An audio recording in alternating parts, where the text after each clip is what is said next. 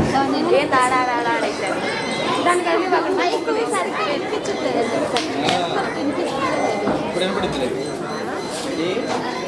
ఏం చేయాలి పని వస్తుందా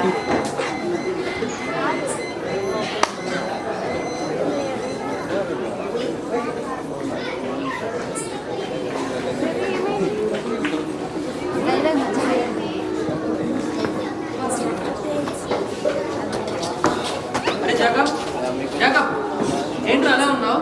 నీకు తెలియదు ఏమన్నా, మనకు హెమోగ్లోబిన్ బి పాజిటివ్ వచ్చింది కదా, మన ద్వారా ఇంకొకరికి కూడా వస్తుంది.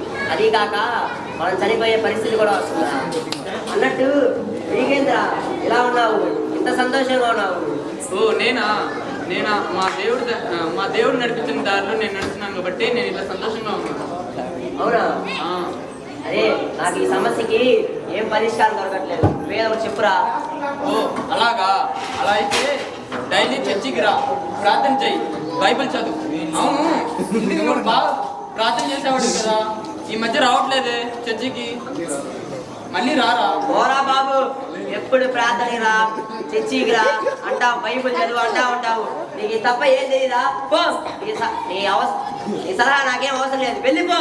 సరేరా, కానీ ఈ ప్రశ్నకి జవాబు రానప్పుడు నన్ను కలు ఉంటాను. సర్లే వెళ్ళు.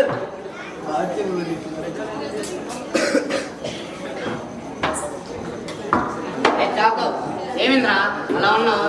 నీకు తెలియదు ఏముందిరా, మనకు హిమోగ్లోబిన్ బి పాజిటివ్ వచ్చింది కదా, నేను దాని గురించి ఆలోచిస్తుంటే ఆ పేట కాడొచ్చి ప్రార్థనకి రా, బైబుల్ చదువు, ఇంతకుముందు బాగుంటాడు, ఇప్పుడే ఇలా అయిందని అడుగుతున్నారా? వాడు ఎప్పుడు అలానే అంటారులేరా, మనకు తెలియసేయండి, నేనున్నాగా కోసం. నీకు తెలిసిన ఎవరు ఉంటే చెప్పరా, వాళ్ళ దగ్గరికి వెళ్ళి చూపించుకుంటారు. ఎందుకు లేదురా, మన డాక్టర్ నరమం ఉన్నారు కదా, వారి దగ్గరికి వెళ్దాం, నీలో ఉన్న రోగాలన్నీ నయం చేస్తాడు. మొన్ననే కొత్త 2 కిడ్నీలు వేసాడు మనకి. అవునా? ఖచ్చితంగా నయం చేస్తాడుగా. నయం చేస్తాలేరా, నేనున్నాగా. ఊరా నా అసలైన ఫ్రెండ్ అంటే